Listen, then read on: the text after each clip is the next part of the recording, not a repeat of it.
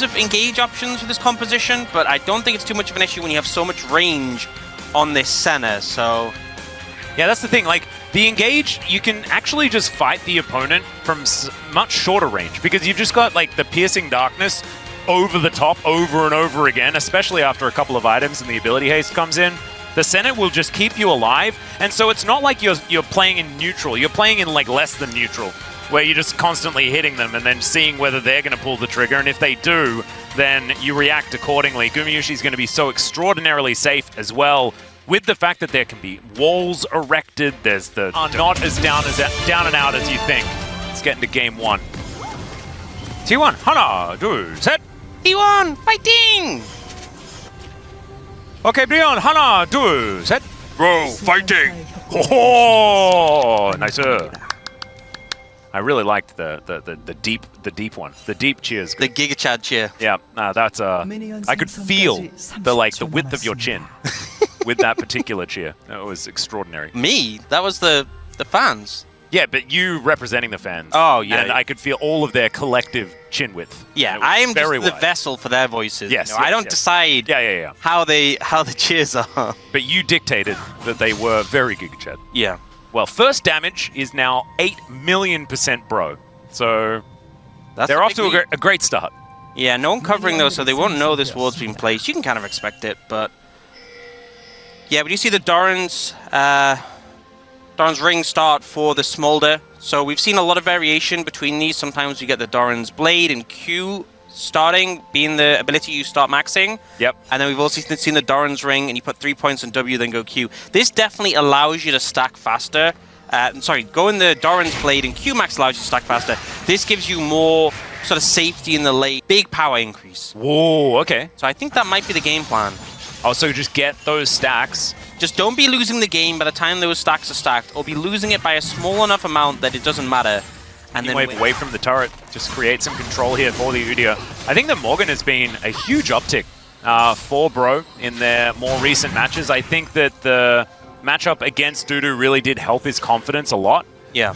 And so has been playing a whole lot better, being able to find some of that aggression that we don't necessarily associate with Morgan as a player. Gideon going to be starting off these bubs. Full vision available to T1, so they know exactly what's going on, and they just took the dragon themselves. So that is going to be a mountain, then an infernal. Is this the classic T1 Earth, Wind, and Fire that we just often get? Could be. Could be. Setting up for it. Do you think that T1 are just big fans of 80s disco? Because that would be pretty cool. Zayas going to find some Qs here. Well, actually, he's not. Morgan just going to push him out of the lane. Agenda. You can choose to ban more. This is the thing, but sometimes you just don't find it. I've seen this play before, though. There's the flash out of the seismic shove. Nicely done. 2 isolated 1v1s, though, and there's the Dawning Shadow. That's going to keep Guon alive, but still Faker is going to go down. A trade of mid laners, but first blood goes to T1. I'll take a little bit of the extra gold. Kerio is on the roam as well, as Gumayushi will take down this control ward. Slight advantage in the end for T1. And look to answer the 3 grubs that Gideon was able to pick up with some grubs of their own. Which I think, if this is happening, Bro should really be looking just to secure this dragon spawning in 13 seconds. You know, you have mid-prio. You don't have pop-prio at the moment, but it is a Tom, so it wouldn't be very hard to get. Yep. As Morgan tiptoeing around the neutral to try and get it going. As Gideon gonna get in there. He has snared himself though. Crescent Guard comes down. That should mitigate a lot. Empress Divide does absolutely nothing. And there's the Devour to save Guon. And now he dives back in. The dragon gets angry, but it does not matter at all. T1 are destroying them, and Guon popping off in this fight. He finds the resets.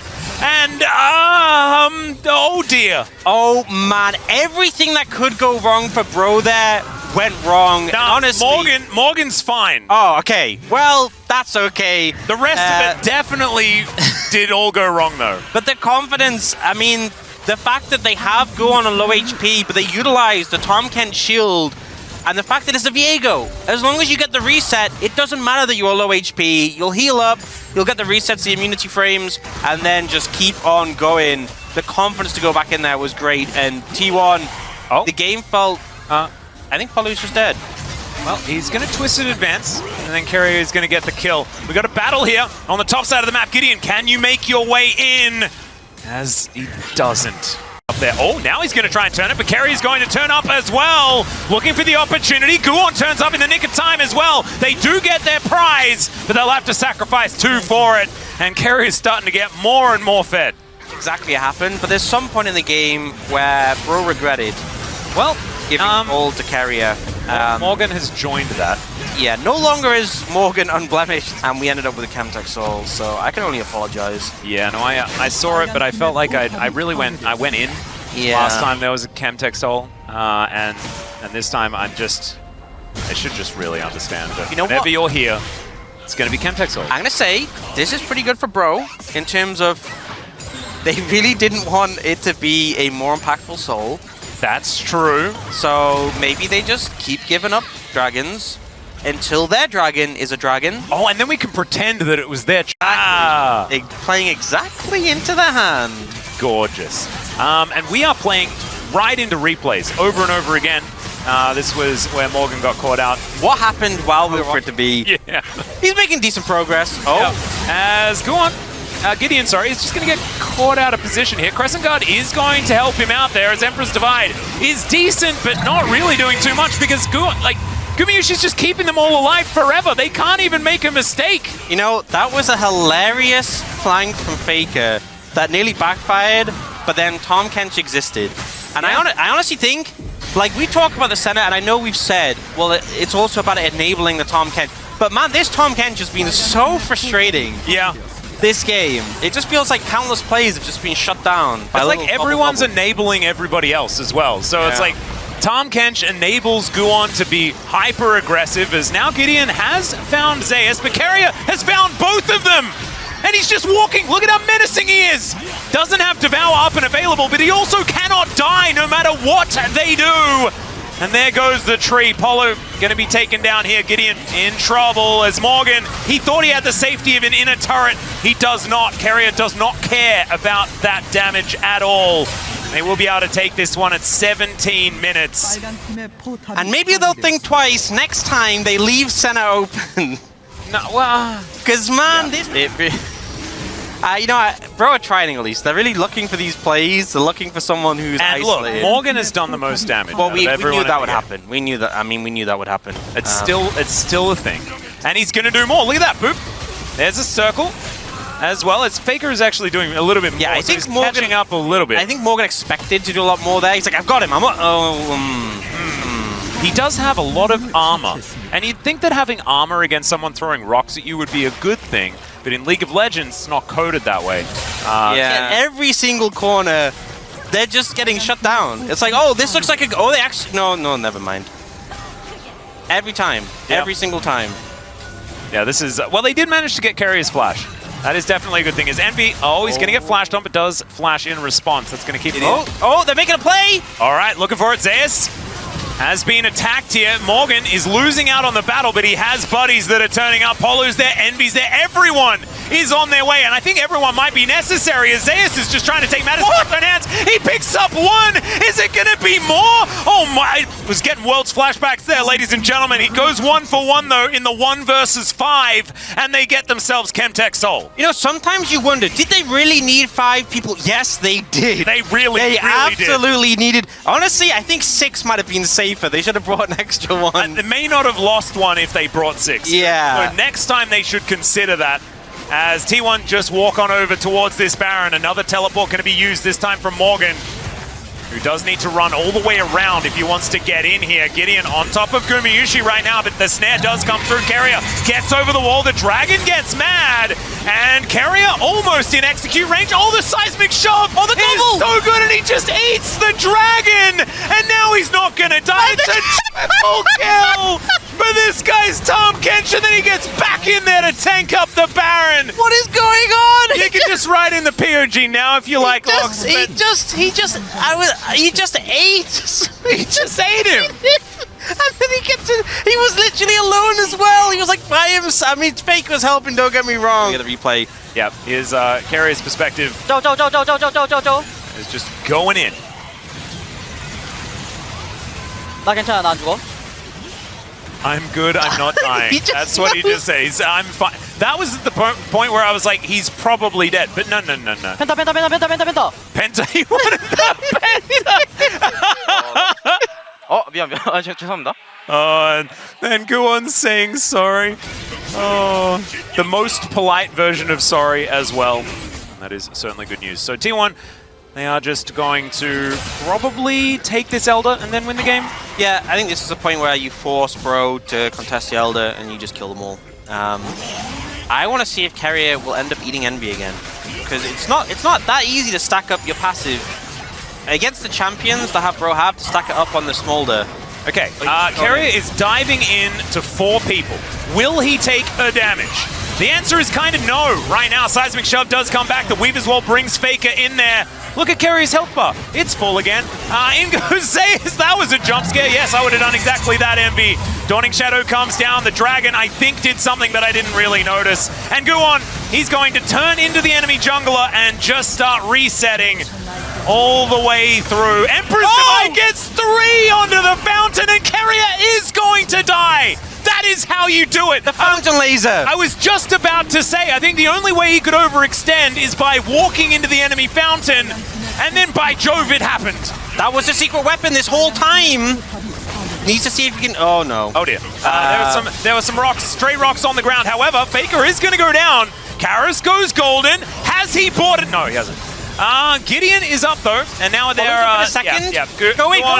Just turned into Azir, decides he doesn't want to. They grab another one. Polo, it's his turn to try and defend this Nexus. It's not going to work out as Guwon says goodnight to the game. And he even has the Fnatic Flare supporting the X. The thing is, you would think on paper that, you know, Sivir actually once upon a time was really good in the Vi, because you could just spell shield the ult. Yeah. But now you just smite when you're on the way. And then you just break the spell shield and get the knockup. Yep. So, yeah, have fun with that. It also means they have really strong mid-jungle pressure if they want to look at Karras, if they want to look at Gideon. A lot of pick potential with this composition, I think it goes without saying. And sure, if you see this game going to 30-40 minutes and they're even, I think Bro have a pretty strong comp, but is that going to happen? I guess I'll have to hope for it. I'm a little worried. I believe that history is also in the game. Number 2. Okay, Brion, Hana, 2, set. Brion, fighting! T1, Hana, 2, set. T1 fighting! Nailed it. Woo! Okay. Have you paid your bro tax? Everyone in chat, have you paid it? Because perhaps one of the reasons why everything went so catastrophically wrong in Game 1 was a lack of bro tax that's being paid. Yeah. Highlight those messages right now. We're analyzing the data, and it seems like we were lacking in certain areas. Yep. Brofan729, you actually didn't pay your bro tax, so, you know, I think Game 1 might have He's actually rifling through papers right now with his pen out. Rifling through these papers and studying the data, so make sure you get on that. You are the ones holding back Bro. He has the Bro books in front of him. He knows. He knows when the tax has been paid or when it hasn't. As Bro getting pushed out of the river for now. But we'll be absolutely fine. Zeus getting into position to be frustrating. But it seems like things should be okay. And with the Sejuani, this top side of the map could be somewhere that they could attack. Of course, Morgan able to help activate that permafrost pretty comfortably. And I don't really... You know how we spend a lot of time in the bottom lane? In a lot of our games, we're just watching the laning phase. I'd prefer not to. But you can see Andy really wants that wave. Oh, Zeus also really wants this kill, as Morgan not going to get hit by the sweet spot that time around and absorbs any potential CC from the knockup. So Zeus not going to be able to kill him underneath his turret. Also holds onto the ghost. Nicely done. Envy does now finally have the spell shield, so can get a bit of health back. But I'm just Wait, it's actually 2 points spell shield, no points Q? Huh? What? Going back to base.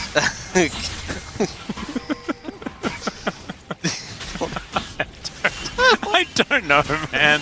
Wasn't it this? Like a second...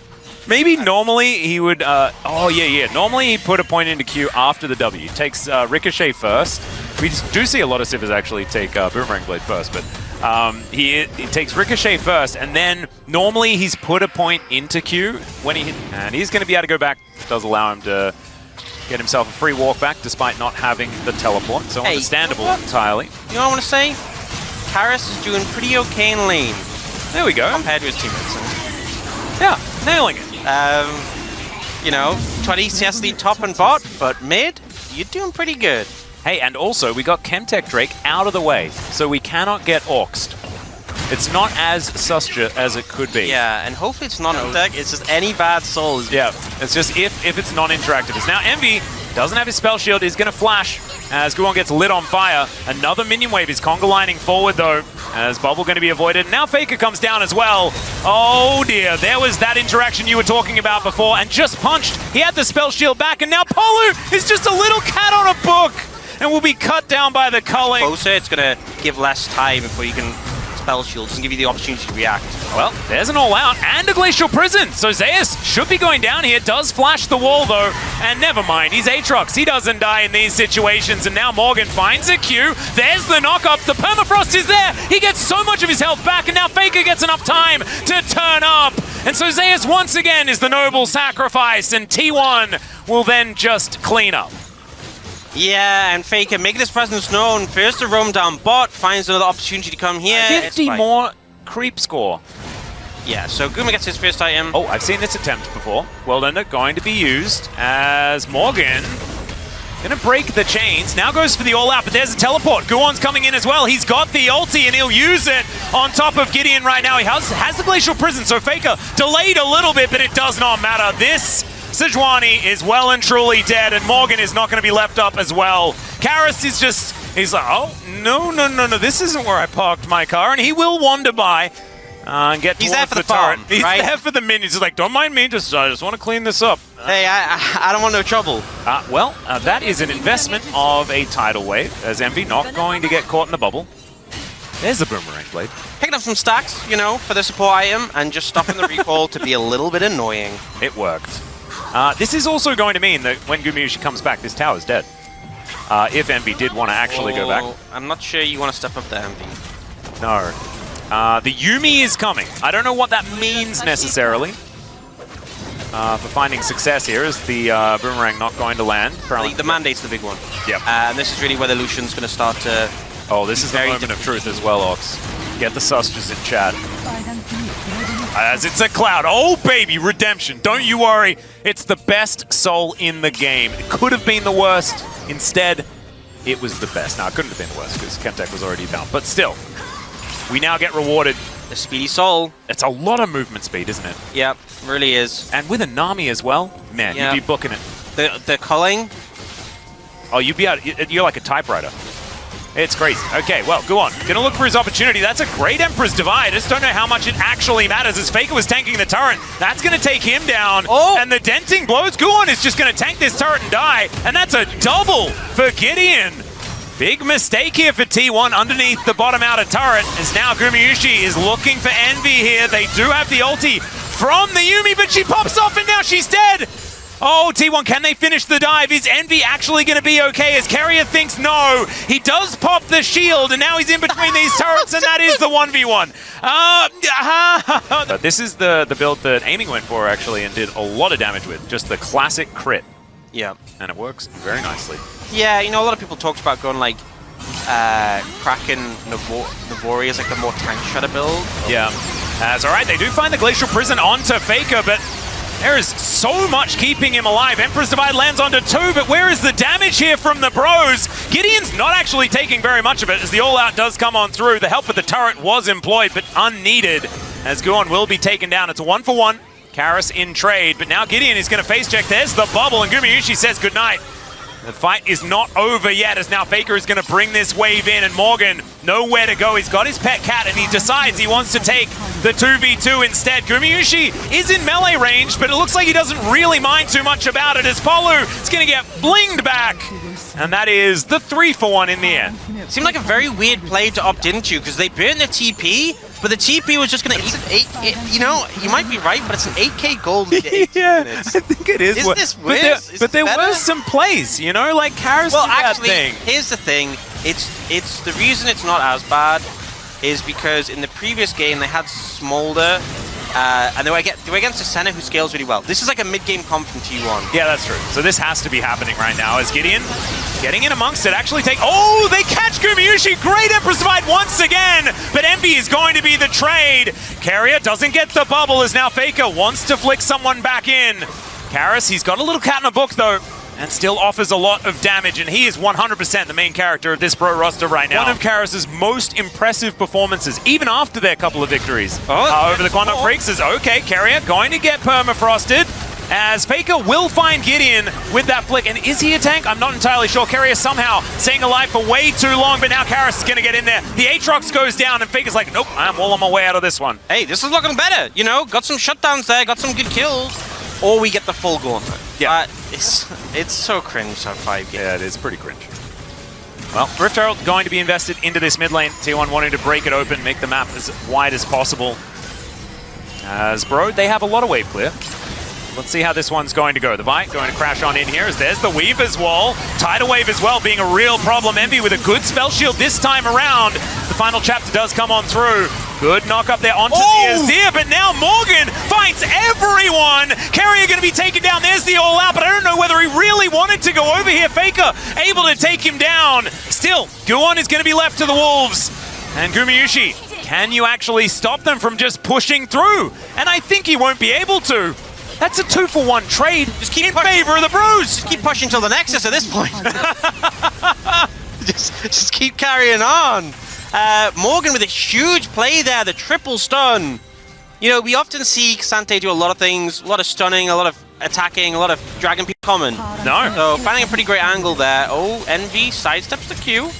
Yeah, doesn't get too much value from the spell shield, but still is able to start doing some things. Yeah, I mean, Sivir. Bro didn't want that top tier 2 anyway.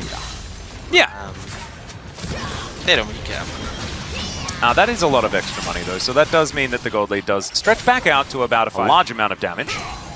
Oh, there's a flanking Aatrox. Well, Tidal Wave is going to be invested here as Envy. I don't know about that one. There is the Vi, manages to catch out the Sivir and Karis. The next one on the chopping block, and the flanking Aatrox is just going to come around and execute him. No more damage left. No more hope for Bro to stop this soul.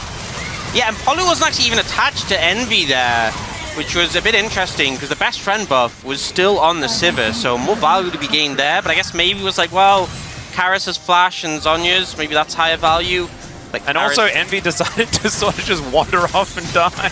Well, maybe it was in protest, you know. I don't know, but this is going to be a Baron going over to T1. The Cloud Soul already completed. Gideon wanting to try and threaten as Gumayusi just says no, please leave. Yeah, Morgan will walk over and say, fine, you can have it. Yep. I cannot. Yep. But the Cloud Soul pretty big as well. It is absurd. Yeah, I mean, the 20% movement speed, you know, once upon a time, Cloud Soul was 10% movement speed out of combat. The fact it's 20% is kind of an absurd amount. Wasn't it nerfed from 15 as well? And 15 was considered like it's too strong? Or am I imagining that? I don't specifically remember, maybe. But I just know the fact it's a 20 now is kind of absurd. Yeah. Just like, because obviously you get the boost when you use your ult, but you just passively so fast, so much harder to hit skill shots, so much easier to rotate, so much harder to catch up with people. Envy, use a little bit of movement speed. I really wanted to see the speed boost of World Ender and then walk. Oh, it'll be fun. The World Ender, it'll be like you activate speed boost. Yeah. Very exciting. I'm really. I kind of want to see the culling. Yeah, the culling. Yeah. Slay The and Nami bonkers. stacking up with everything else. You don't need the extra activation of the movement speed. Is what I meant with the ulti. That's a bit of fun, but not necessary. As Morgan, it's necessary for him to have some health. Because of course he is the front line. Probably coming in, yep, and there's a Vi behind, and Morgan's half HP, and oh god, it's happening. Yeah, this is the sandwich, the pincer movement. And Morgan is going for that back. He wants to teleport back in.